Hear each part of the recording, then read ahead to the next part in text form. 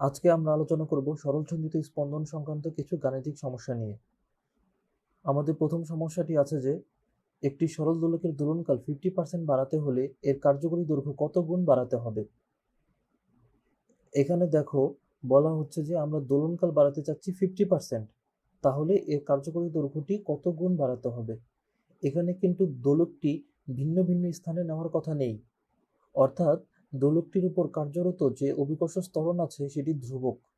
আমরা জানি যে অভিকর্ষ ত্বরণ যদি ধ্রুবক থাকে তাহলে সরল দোলকের দোলনকাল এর কার্যকরী দৈর্ঘ্যের বর্গমূলের সমানুপাতিক। এখন চলো আমরা সমস্যাটি সমাধান করার চেষ্টা করি। ধরি L1 দৈর্ঘ্যের একটি সরল দোলক আছে, এর দৈর্ঘ্য যখন L1 তখন এর পর্যায়কাল হচ্ছে T1। এখন আমরা চাচ্ছি যে এর পর্যায়কালটিকে 50% বাড়াতে। তাহলে আমরা ধরি যে এর পর্যায়কালটিকে যখন 50% বাড়ানো হয় তখন এর পর্যায়কাল হয় T2। তাহলে T2 হবে কি T1 এর চেয়ে 50% বেশি, অর্থাৎ T2 equals two T1 plus T1 এর 50%। তাহলে আমাদের T2 আসলো 1.5 T1। এখন আমরা ধরি যে আমরা পর্যায়কালকে যদি T2 করতে চাই, অর্থাৎ T1 এর চেয়ে 50% বাড়াতে চাই, তখন আমাদের সরল দোলকের কার্যকরী দৈর্ঘ্য করতে হয় L2। এখন আমরা অলরেডি জানি যে একটি নির্দিষ্ট স্থানে অর্থাৎ অভিকর্ষ ত্বরণ ধ্রুবক থাকলে বা অপরিবর্তিত থাকলে একটি সরল দোলকের দোলনকাল এর কার্যকরী দৈর্ঘ্যের বর্গমূলের সমানুপাতিক। তাহলে আমরা বলতে পারি T2/T1 ইকুয়ালস টু √L2/L1। উভয় পক্ষকে আমরা বর্গ করে দিই, L2/L1 equals to T2/T1 whole square. তাহলে আমাদের L2 equals to 1.5 T1 divided by T1 whole square into L1। আমরা এখানে T2 এর মান বসিয়ে দিয়েছি, T2 এর মান হচ্ছে 1.5 T1। T1 কাটাকাটি গেল, তাহলে আমাদের L2 থাকলো 1.5 হোল স্কোয়ার ইন্টু L1। তাহলে L2 equals two 2.25 into L1। অর্থাৎ এই সরল দোলকটির পর্যায়কাল যদি আমরা 50% বাড়াতে চাই, এর কার্যকরী দৈর্ঘ্যকে 2.25 গুণ বাড়াতে হয়। অর্থাৎ একটি নির্দিষ্ট সরল দোলকের পর্যায়কালকে যদি আমরা 50% বাড়াতে চাই এবং সরল দোলকটি যদি অভিকর্ষ ত্বরণ অপরিবর্তিত থাকে, তাহলে আমাদেরকে সরল দোলকটির কার্যকরী দৈর্ঘ্য 2.25 গুণ করতে হবে। অর্থাৎ একটি নির্দিষ্ট স্থানে সরল দোলকের দোলনকাল যদি আমরা 50% বাড়াতে চাই, তাহলে এর কার্যকরী দৈর্ঘ্যকে 2.25 গুণ করতে হবে। এখন আমরা দ্বিতীয় সমস্যাটি দেখি। এখানে দেওয়া আছে যে K1 স্প্রিং ধ্রুবক সম্পন্ন একটি স্প্রিং এর সাথে M একটি বস্তু যুক্ত আছে। K2 স্প্রিং ধ্রুবক সম্পন্ন একটি স্প্রিং এর সাথে N অপর একটি বস্তু যুক্ত আছে। এখানে বলছে যে M ও N বস্তু দুটির ভর সমান ও তারা সরলসন্ধিত স্পন্দন গতিতে আছে। তাদের সর্বোচ্চ বেগের মান সমান হলে তাদের বিস্তারের অনুপাত কত। তাহলে M বস্তুটি এবং N বস্তুটি সরলসন্ধিত স্পন্দন গতিতে আছে এবং তাদের সর্বোচ্চ বেগের মান সমান। এখন আমাদেরকে বলছে যে M বস্তু এবং N বস্তুর বিস্তারের অনুপাত বের করতে। আমরা প্রথমেই ধরে নিই যে M বস্তুর ভর হচ্ছে স্মল m, তাহলে N বস্তুর ভর হবে কি স্মল m। তাহলে M ও N বস্তু দুটির প্রত্যেকের ভর হচ্ছে স্মল m। আমরা আরো ধরি যে M বস্তু যে সরলসন্ধিত স্পন্দন গতিতে আছে তার বিস্তার A1, তার কৌণিক কম্পাঙ্ক ω1, আর এটা অলরেডি দেওয়াই আছে যে M বস্তুটা যে স্প্রিং এর সাথে যুক্ত আছে তার স্প্রিং ধ্রুবক হচ্ছে K1, আর M বস্তুর ভর আমরা ধরেছি স্মল m। এখন আমরা ধরি যে N বস্তু যে সরলসন্ধিত স্পন্দন গতিতে আছে তার বিস্তার হচ্ছে A2, তার কৌণিক কম্পাঙ্ক হচ্ছে ω2, এবং এটাও অলরেডি দেওয়া আছে যে N বস্তু যে স্প্রিং এর সাথে যুক্ত আছে তার স্প্রিং ধ্রুবক হচ্ছে K2, আর আমরা অলরেডি ধরেছি যে N বস্তুর ভর স্মল m।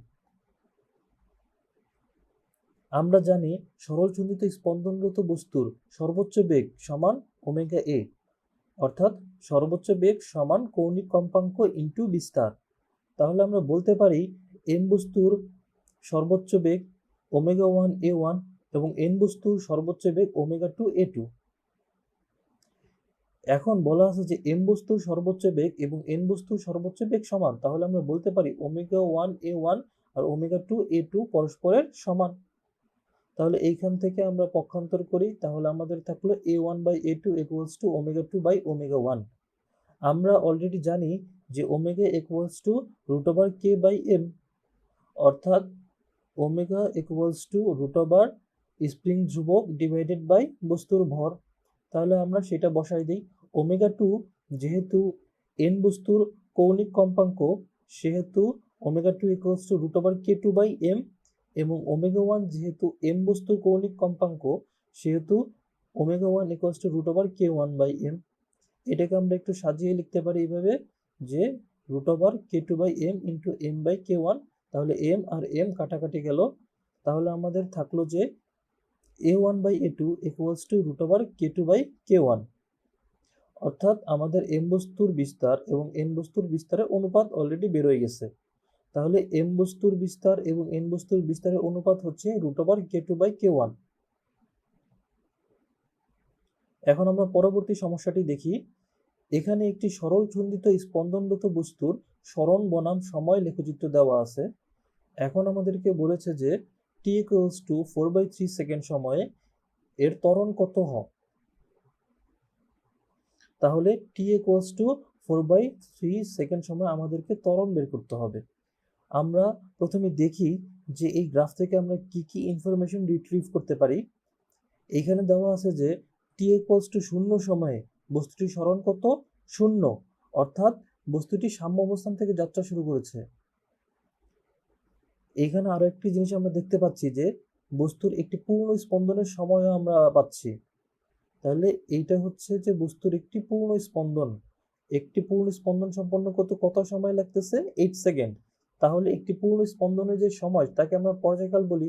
তাহলে এই ক্ষেত্রে পর্যায়কাল হচ্ছে 8 সেকেন্ড।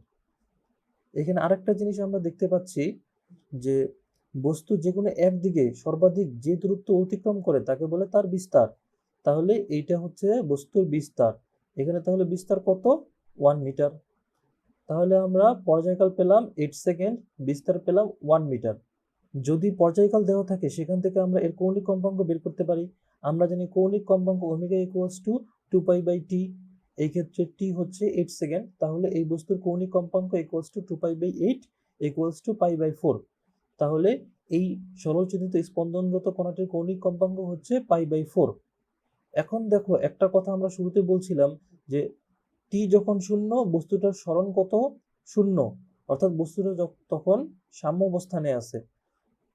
টি ইকুয়ালস টু 0 সময়ে বস্তু যদি সাম্য অবস্থানে থাকে তাহলে সেক্ষেত্রে বস্তুর সরণের সমীকরণ হচ্ছে x equals to a sin omega T. এখানে ওমেগা টি প্লাস ডেল্টা নাই, কারণ এই ক্ষেত্রে ডেল্টা 0, কারণ বস্তুটা 0 সময়ে তার সাম্য অবস্থানে ছিল। তাহলে এখান থেকে আমরা 4/3 সেকেন্ড সময়ে বস্তুটির সরণ বের করতে পারি। তাহলে 4/3 সেকেন্ড সময়ে বস্তুটির সরণ হবে a sin ওমেগা 4/3। এই মানগুলো আমরা এখন বসিয়ে দিই। এ বা বিস্তার হচ্ছে 1 মিটার, তাহলে এর মান বসালাম 1 ইন্টু সাইন ওমেগার মান আমরা বের করছি অলরেডি π/4 ইন্টু টি হচ্ছে 4/3। তাহলে এখান থেকে আমাদের থাকলো সাইন π/3। সাইন π/3 বা সাইন 60 ডিগ্রি মান হচ্ছে √3/2। তাহলে আমাদের 4/3 সেকেন্ড সময়ে সরণ বের হলো √3/2 মিটার। এখন আমরা ত্বরণ বের করব। সরণ এবং কৌণিক কম্পাঙ্ক যদি দেওয়া থাকে তাহলে আমরা ত্বরণ কিভাবে বের করি। ত্বরণ a equals to minus omega square x, যেখানে ওমেগা হচ্ছে কৌণিক কম্পাঙ্ক এবং এক্স হচ্ছে সরণ। তাহলে আমরা এই সমীকরণে যদি আমরা ওমেগার মান এবং এক্স এর মান বসিয়ে দিই তাহলে আমাদের 4/3 সেকেন্ড সময়ে এর ত্বরণ বের হয়ে যাবে, কারণ আমরা যে সরণটা বের করছি সেটি হচ্ছে 4/3 সেকেন্ড সময়ে সরণ। তাহলে আমরা এখানে ওমেগা বসাই দিলাম π/4 আর সরণ বসিয়ে দিলাম √3/2। তাহলে আমাদের ত্বরণ আসলো minus √3π²/32 metre per second square. আমরা পরবর্তী সমস্যাটি দেখি। একটি স্প্রিং এর এক প্রান্তে এম ভরের একটি বস্তু ঝুলালে স্প্রিংটির দৈর্ঘ্য 10 সেন্টিমিটার বৃদ্ধি পায়। স্প্রিংটিকে টেনে ছেড়ে দিলে এর পর্যায়কাল কত হবে। m ইকুয়ালস টু 0.1 কেজি হলে স্প্রিং ধ্রুবক কত। g equals to 9.8 metre per second square. দেখো এখানে দুইটা প্রশ্ন করা হয়েছে। একটি হচ্ছে যে স্প্রিংটাকে টেনে ছেড়ে দিলে এই এম ভরের বস্তুটার পর্যায়কাল কত হবে, আর যখন এই এম এর মান 0.1 কেজি হবে অর্থাৎ বস্তুটার ভর 0.1 কেজি হবে তখন এই স্প্রিংটার স্প্রিং ধ্রুবক কত হবে। তাহলে চলো আমরা সমস্যাটি সমাধান করার চেষ্টা করি। ধরি এটা একটা স্বাভাবিক স্প্রিং। এই স্প্রিংয়ে যদি আমরা একটি এম ভরের বস্তু যুক্ত করি তাহলে স্প্রিংটা এক্স নট পরিমাণ প্রসারিত হয়। এখন দেখো এই এম বস্তুটা এই অবস্থানে কিভাবে আছে, স্থির অবস্থায় আছে। তাহলে আমরা জানি কোনো বস্তু কখন স্থির অবস্থায় থাকে, যদি তার উপর প্রযুক্ত লব্ধি বল 0 হয়। এখন আমরা দেখি এই এম বস্তুটার উপর কি কি বল কাজ করতেছে। এম বস্তুটার উপর অবশ্যই নিচের দিকে একটি বল কাজ করবে যেটি হচ্ছে অভিকর্ষ বল। তাহলে এই বস্তুর উপর নিচের দিকে কাজ করতেছে অভিকর্ষ বল mg। আরেকটা বল কাজ করতেছে, দেখো স্প্রিংটা স্বাভাবিক অবস্থা হচ্ছে এটা, স্প্রিংটা এক্স নট পরিমাণ প্রসারিত হয়েছে। তাহলে স্প্রিংটা যেহেতু এক্স নট পরিমাণ প্রসারিত হয়েছে সেহেতু স্প্রিংটা এম ভরের বস্তুর উপর একটা স্প্রিংয়ের প্রত্যয়িনী বল প্রদান করবে এবং যেটার দিক হবে এই দিক বরাবর। আমরা জানি স্প্রিংয়ের প্রত্যয়িনী বল সমান স্প্রিং ধ্রুবক ইনটু স্প্রিংয়ের সংকোচন বা প্রসারণের পরিমাণ। এক্ষেত্রে প্রসারিত হয়েছে এক্স নট পরিমাণ এবং আমরা ধরে নিই স্প্রিংটার স্প্রিং ধ্রুবক হচ্ছে কে। তাহলে এই দিক বরাবর প্রযুক্ত বলের মান হবে কে এক্স নট। তাহলে এই বস্তুটা যেহেতু স্থির অবস্থায় আছে সেহেতু এই বস্তুর উপর নিচের দিক বরাবর যে পরিমাণ বল কাজ করতেছে উপরের দিক বরাবর ঠিক সেই পরিমাণ বল কাজ করতেছে। তাহলে আমরা বলতে পারি যে এই mg বল এবং kx নট বল পরস্পরের সমান। তাহলে mg equals two kx not. এই কে কে আমরা এই পাশে নিয়ে আসলাম এবং জি কে আমরা এই পাশে নিয়ে আসলাম। তাহলে আমাদের কি থাকলো, m by K equals to X naught by G. এখন দেখো বলছে যে এই এম বস্তুটাকে যদি আমি একটু টেনে ছেড়ে দেই তাহলে কিন্তু এম বস্তুটা সরল সন্ধিত স্পন্দন গতিতে দুলতে থাকবে। তাহলে এই এম বস্তুটাকে যদি টেনে ছেড়ে দেওয়া হয় তাহলে এই বস্তুটার পর্যায়কাল কি হবে। তাহলে আমরা জানি পর্যায়কাল T equals to 2 pi by omega, যেখানে ওমেগা হচ্ছে কৌণিক কম্পাঙ্ক। আমরা আবার জানি যে omega equals to root over K by M.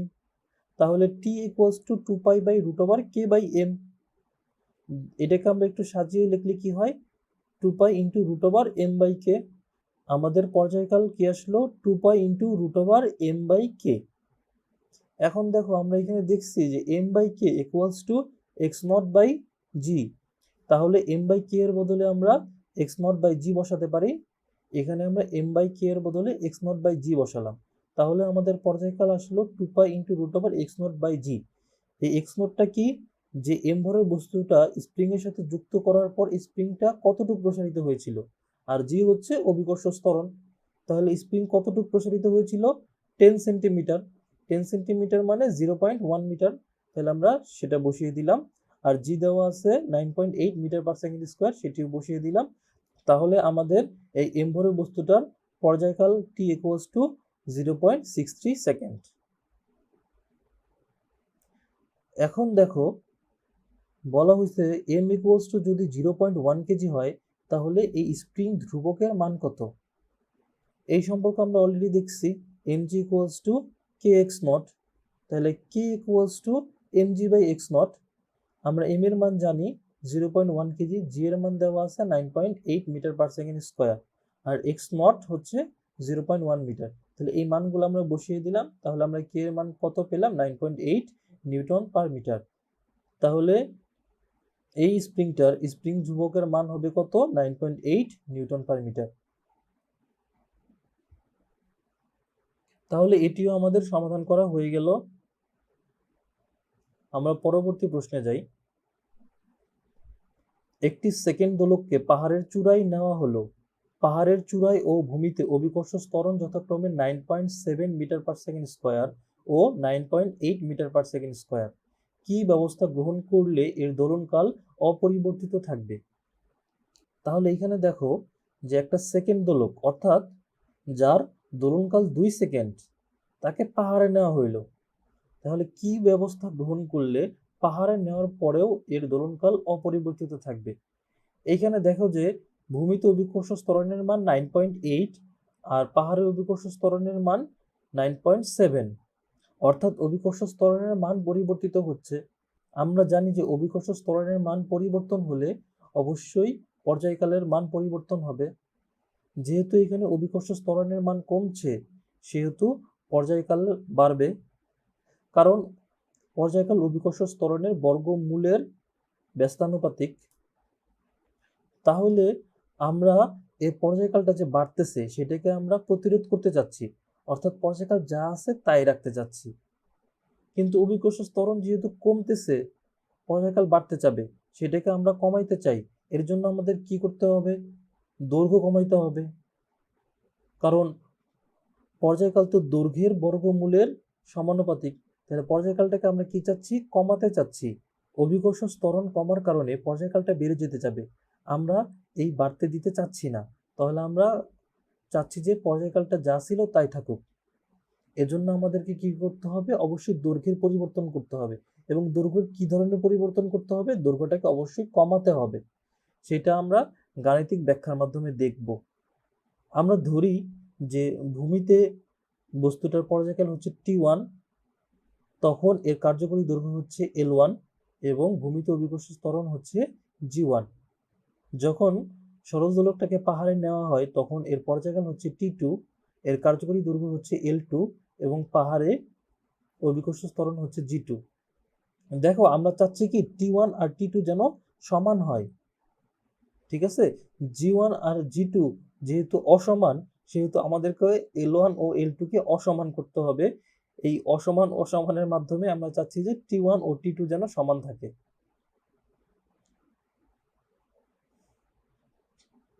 দেখো আমরা বলতে পারি যে ভূমিতে এই সরল দোলকটির পর্যায়কাল T1 equals to 2 pi root over L1 by G1, আর পাহাড়ের চূড়ায় এর পর্যায়কাল T2 equals to 2 pi root over L2 by G2। আমরা চাচ্ছি যে T1 আর T2 যেন সমান হয়, তাহলে 2 pi into root over L1 by G1 equals to 2 pi into root over L2 by G2 হতে হবে। এখান থেকে 2 pi কাটাকাটি গেল, তাহলে আমাদের থাকলো root over L1 by G1 equals to root over L2 by G2। উভয় পক্ষকে আমরা বর্গ করে দেই, তাহলে থাকলো L1 by G1 equals to L2 by G2। তারপরে আমরা G2 কে এই পাশে নিয়ে গেলাম, তাহলে আমাদের কি থাকলো? L2 equals to G2 by G1 into L1। এখন দেখো এই L1 এর মানটা আমরা বের করার চেষ্টা করি। তোমরা L1 এর মানটা আগেই বের করে নিবা। দেখো T1 equals to 2 pi root over L1 by G1। T1 এর মান কিন্তু আমরা জানি, যেহেতু এটি একটি সেকেন্ড দোলক, তার পর্যায়কাল কত হবে? 2 সেকেন্ড। তাহলে আমরা T1 এর মান বসিয়ে দিলাম 2, না আমরা G1 এর মান জানি 9.8। তাহলে এখানে যদি আমরা T1 এর মান আর G1 এর মান বসিয়ে দেই, সেখান থেকে আমরা L1 এর মান পেতে পারি। আমাদের L1 এর মান আসছে 0.99 মিটার। আবার আমরা এখানে ফিরে আসি যে L2 সমান G2 by G1 into L1। তাহলে G2 আমরা জানি 9.7, G1 আমরা জানি 9.8, আর L1 আমরা বের করছি 0.99। এইখান থেকে আমাদের L2 এর মান আসলো 0.98 মিটার। তাহলে দেখা যাচ্ছে যে সরল দোলকটার পর্যায়কাল যদি আমরা একই রাখতে চাই তাহলে কার্যকরী দৈর্ঘ্য কত করতে হবে? পাহাড়ের চূড়ায় নিয়ে যাওয়ার পরে 0.98 মিটার, অর্থাৎ 0.01 মিটার কমাতে হবে কার্যকরী দৈর্ঘ্য। তাহলে সরল দোলকের পর্যায়কালের কোনো পরিবর্তন হবে না। আমরা পরবর্তী সমস্যাটি দেখি। এটা হচ্ছে ভূমি। ভূমি থেকে 5 কিলোমিটার উপরে একটি বিন্দু দেওয়া আছে যাকে বলা হচ্ছে এ বিন্দু, আর ভূমি থেকে 5 কিলোমিটার গভীরে আরেকটি বিন্দু দেওয়া আছে যাকে বলা হচ্ছে বি বিন্দু। এখানে দেওয়া আছে যে ভূমিতে অভিকর্ষ ত্বরণ G equals to 9.8 metre per second square এবং পৃথিবীর ব্যাসার্ধ R equals to 6400 কিলোমিটার। এখন আমাদেরকে প্রশ্ন করছে যে এ ও বি বিন্দুর মধ্যে কোথায় সরল দোলকের পর্যায়কাল বেশি হবে? তাহলে দেখো সরল দোলককে যদি ভিন্ন ভিন্ন স্থানে নেওয়া হয় তাহলে অভিকর্ষ ত্বরণের পরিবর্তন ঘটে। এর দৈর্ঘ্যে কিন্তু কোনো পরিবর্তন হবে না, কারণ একই সরল দোলককে আমরা ভিন্ন ভিন্ন স্থানে নিচ্ছি। তাহলে একই সরল দোলককে যদি আমরা ভিন্ন ভিন্ন স্থানে নেই, তাহলে সরল দোলকের কার্যকরী দৈর্ঘ্যের কোনো পরিবর্তন হয় না, কিন্তু অভিকর্ষ ত্বরণের পরিবর্তন ঘটে। যেহেতু অভিকর্ষ ত্বরণের পরিবর্তন ঘটছে, সেহেতু সরল দোলকের পর্যায়কালের পরিবর্তন ঘটবে।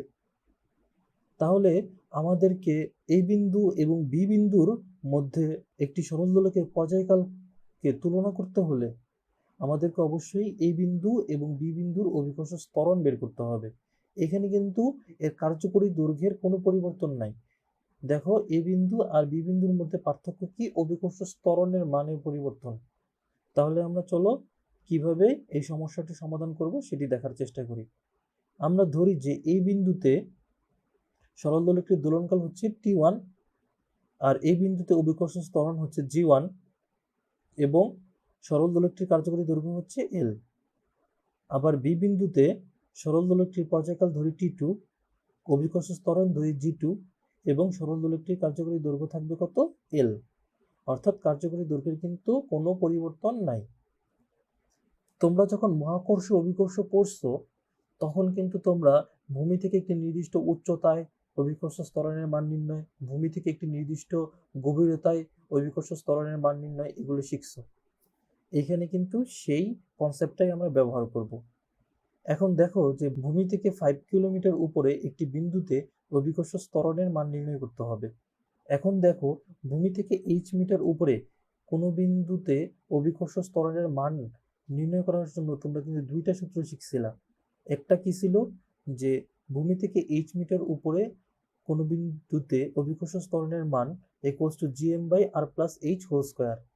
আরেকটা সূত্র শিখছিলা যে h is very very less than r হলে, অর্থাৎ এই উচ্চতাটা পৃথিবীর ব্যাসার্ধের তুলনায় অনেক ছোট হলে, সেক্ষেত্রে ওই বিন্দুতে অভিকর্ষ ত্বরণের মান হবে 1 - 2h/r ইন্টু g।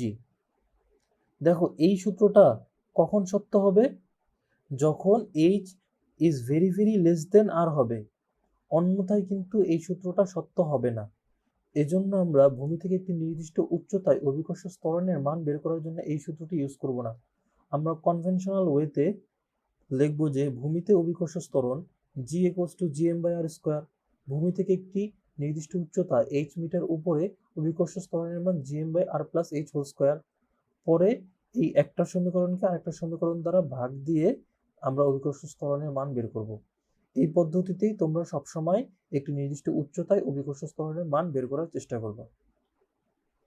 এখন দেখো যে ভূমিতে অভিকর্ষ ত্বরণ g = gm/r², আর ভূমি থেকে h মিটার উপরে, অর্থাৎ ভূমি থেকে 5 কিলোমিটার উপরে অভিকর্ষ ত্বরণ ইকুয়ালস টু gm/r+h², যেখানে h এর মান কত হবে? 5 কিলোমিটার।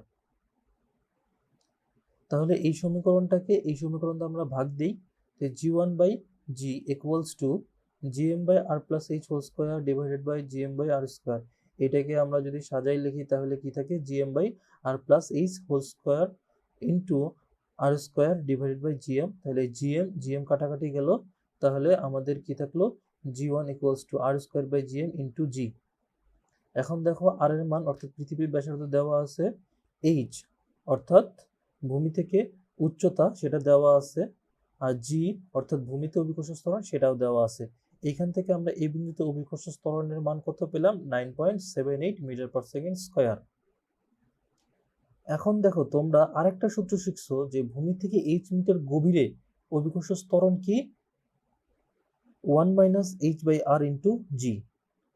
দেখো, এই সূত্রটা কিন্তু h এর সকল মানের জন্য সত্য হবে। ঠিক আছে, যে h r এর চেয়ে ভেরি ভেরি লেস দেন হইতে হবে এমন কোনো কিন্তু শর্ত ছিল না। তাহলে আমরা ভূমি থেকে h মিটার গভীরে অভিকর্ষ ত্বরণ বের করার জন্য এই সূত্রটা ইউজ করব। তাহলে এখানে ভূমি থেকে কতটুক গভীরে? 5 কিলোমিটার গভীরে। তাহলে h এর মান হবে কত? 5 কিলোমিটার। তাহলে আমরা বি বিন্দুতে অভিকর্ষ ত্বরণ g2 ইকুয়ালস টু 1 - h এর মান বসাই দিছি, r এর মান বসাই দিছি, আর g এর মান দেওয়া আছে 9.8। সেখান থেকে আমরা বি বিন্দুতে অভিকর্ষ ত্বরণ g2 পেলাম 9.79 মিটার/সেকেন্ড স্কয়ার। তাহলে এই বিন্দুতে অভিকর্ষ ত্বরণ ও বি বিন্দুতে অভিকর্ষ ত্বরণ আমরা পেয়ে গেলাম। তাহলে আমরা এখন এ বিন্দুতে পর্যায়কাল বের করি।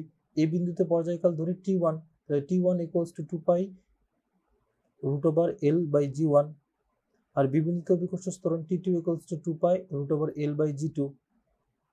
ঠিক আছে, তাহলে আমরা তো তুলনা করব এই দুইটার মধ্যে, তাহলে আমরা এই দুইটার অনুপাত বের করার চেষ্টা করি যে t1 বাই t2, এই সমীকরণটাকে আমরা এই সমীকরণ দ্বারা ভাগ করে দিলাম। t1 by t2 equals two, এই 2 পাই কাটাকাটি গেল, এল কাটাকাটি গেল, এখান থেকে নিচে থাকলো g1 আর এই g2টা উপরে চলে গেল, তাহলে থাকলো root over g2 by g1। তাহলে t1 by t2 equals to root over g2 by g1। তাহলে t1 equals to root over g2 by g1 into t2। তাহলে g2 অর্থাৎ বি বিন্দুতে অভিকর্ষ ত্বরণের মান 9.79, আবার g1 অর্থাৎ এই বিন্দুতে অভিকর্ষ ত্বরণের মান 9.78। এই মানগুলো আমরা বসিয়ে দিই, তাহলে আমাদের কি থাকলো t1 equals two 1.005 into t1, অর্থাৎ t1 হচ্ছে t2 এর 1.005 গুণ। তাহলে দেখা যাচ্ছে যে এই বিন্দুতে একটি সরল দোলকের যে দোলনকাল হবে তা বি বিন্দুতে সরল দোলকটির যে দোলনকাল হবে তার চেয়ে 1.005 গুণ। তাহলে বলা যায় অবশ্যই t1 t2 এর চেয়ে বেশি, তাহলে এ বিন্দুতে কোনো সরল দোলকের দোলনকাল বি বিন্দুতে সরল দোলকের দোলনকালের চেয়ে বেশি হবে। আশা করি তোমরা এটি ভালোভাবে বুঝতে পারছো। আচ্ছা, এখানে আরেকটি সমস্যা দেওয়া আছে, আমরা এটিও সমাধান করার চেষ্টা করি।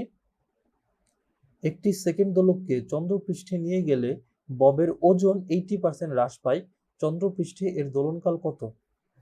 দেখো, তোমাদের মাথায় একটি প্রশ্ন আসতে পারে যে সরল দোলকের দোলনকাল তো ববের ভরের উপর নির্ভর করে না, তাহলে ববের ওজন চেঞ্জ হোক তাতে আমাদের কি, তাহলে তো সরল দোলকের দোলনকাল পরিবর্তিত হওয়ার কথা না। দেখো, কথাটা কিন্তু একটু ট্রিকি আছে।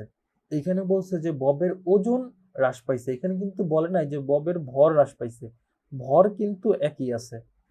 তাহলে ওজন হ্রাস পাওয়ার মানে কি, অভিকর্ষ ত্বরণের মান কমে গেছে। ঠিক আছে, ওজন 80% হ্রাস পাইছে কেন, অভিকর্ষ ত্বরণ 80% হ্রাস পাইছে এই জন্য। তাহলে সরল দোলকের দোলনকাল ববের ভরের উপর নির্ভর করে না, ঠিক আছে, কিন্তু অভিকর্ষ ত্বরণের উপর তো নির্ভর করে। এই কারণে এইখানে সরল দোলকের দোলনকালেরও পরিবর্তন হবে। তাহলে চলো সমস্যাটি আমরা সমাধান করার চেষ্টা করি।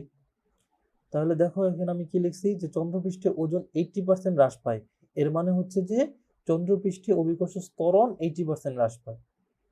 তাহলে আমরা ধরি যে বস্তুটা যখন ভূমিতে থাকে তার পর্যায়কাল হচ্ছে t1, আর ভূমিতে অভিকর্ষ ত্বরণ হচ্ছে g1, আর সরল দোলকটার কার্যকরী দৈর্ঘ্য হচ্ছে l।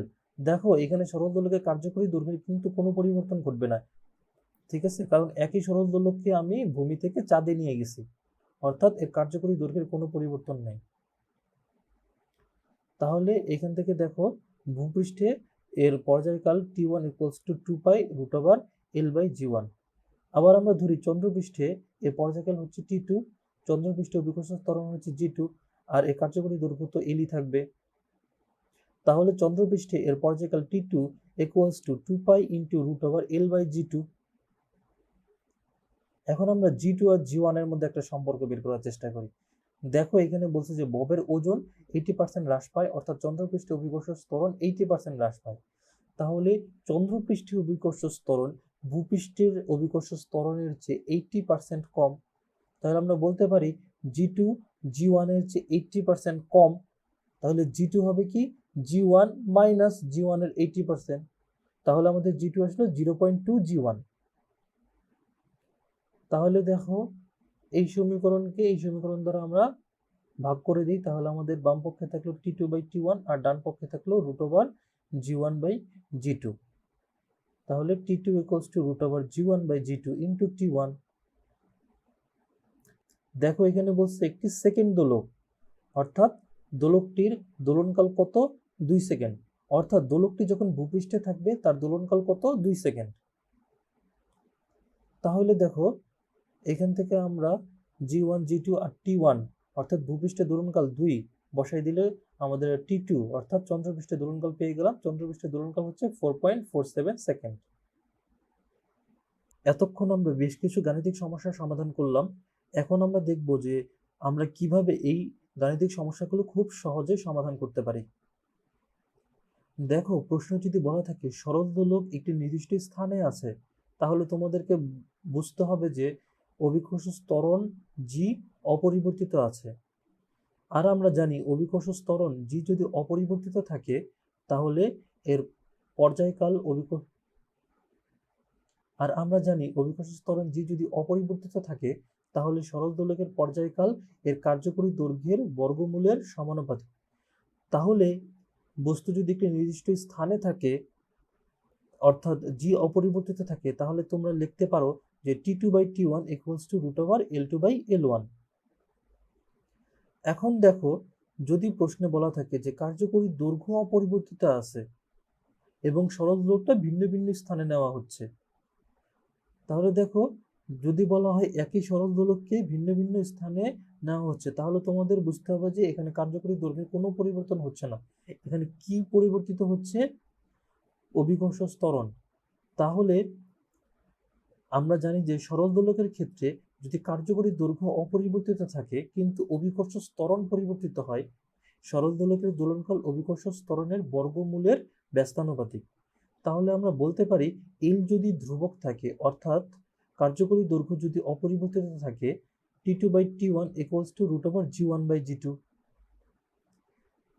পরবর্তী ট্রিক্সটা আমরা দেখি।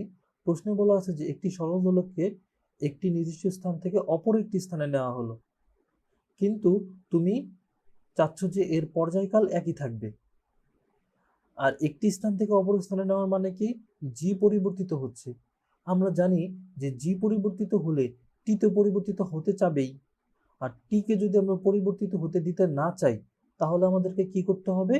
এল এ পরিবর্তন করতে হবে বা কার্যকরী দৈর্ঘ্যে পরিবর্তন করতে হবে। তাহলে কার্যকরী দৈর্ঘ্যে কি পরিবর্তন আনার মাধ্যমে টি সেম রাখা যায়, সেটা আমরা কিভাবে বের করতে পারি? L2/L1 = G2/G1, এই সম্পর্কের মাধ্যমে। এখন আমরা দেখব যে দোলক ঘড়ি যদি ধীরে চলে তাহলে তার পর্যায়কাল কিভাবে বের করতে হয়, দোলক ঘড়ি যদি দ্রুত চলে তাহলে তার পর্যায়কাল কিভাবে বের করতে হয়। দেখো, দোলক ঘড়ি যদি x সেকেন্ড সময়ে n সেকেন্ড ধীরে চলে, তাহলে তার পরিবর্তিত অর্ধদোলনকাল হবে x/x-n। আর অর্ধদোলনকে যদি আমরা 2 দ্বারা গুণ করি তাহলে আমরা পাবো পূর্ণ দোলনকাল বা দোলনকাল। তাহলে পরিবর্তিত দোলনকাল হবে x/x-n × 2। তাহলে এক্সটা কি?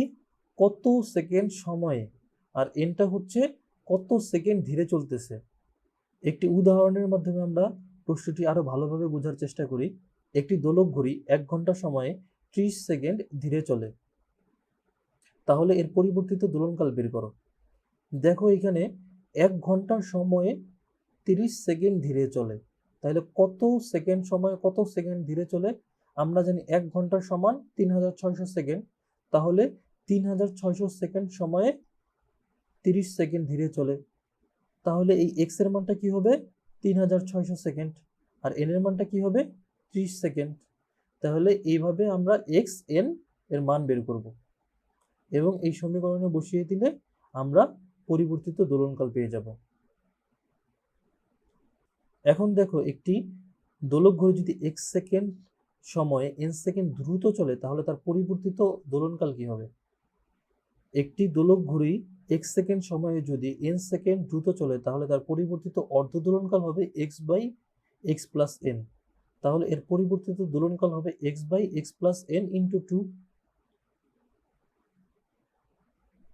আমরা একটি গাণিতিক উদাহরণ দেখি, তাহলে বিষয়টি আমাদের কাছে আরো সুন্দরভাবে পরিষ্কার হবে। একটি দোলক ঘড়ি একদিনে 3 মিনিট ধীরে চলে, এর দোলনকাল কত?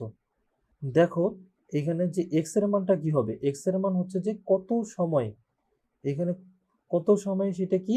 একদিনে। আর n এর মানটা কি ছিল? কতটুকু ধীরে চলে, এখানে কতটুকু ধীরে চলে? 3 মিনিট। তাহলে x এর মান হবে একদিন আর n এর মান হবে 3 মিনিট। আর আমরা অলরেডি জানি যে এই x এর মান আর n এর মানটাকে সবসময় কোন এককে কনভার্ট করতে হবে? সেকেন্ড এককে। তাহলে এই x এর মানটাকে, অর্থাৎ একদিনকে আমরা সেকেন্ডে কনভার্ট করলে কত আসে? ৮৬,৪০০ সেকেন্ড। এই n এর মানটাকে, অর্থাৎ 3 মিনিটকে আমরা সেকেন্ডে কনভার্ট করলে কত আসে? 180 সেকেন্ড। তাহলে পরিবর্তিত দোলনকাল t ইকুয়ালস টু ৮৬,৪০০ ডিভাইডেড বাই ৮৬,৪০০ মাইনাস ১৮০ ইন্টু 2। তাহলে আমাদের পরিবর্তিত দোলনকাল আসলো 2.004 সেকেন্ড। এই ট্রিক্স ইউজ করে তোমরা খুব সহজেই দোলক ঘড়ি যদি ধীরে চলে বা দ্রুত চলে তাহলে তার দোলনকাল বের করতে পারবা। এই ট্রিক্সটা শুধুমাত্র তোমরা যখন এমসিকিউ সমাধান করবা তখন ইউজ করবা, আর যখন তোমরা সৃজনশীল সমাধান করবা তখন তোমরা সেই ট্রেডিশনাল মেথডে ফুল প্রসিডিউর ফলো করবা।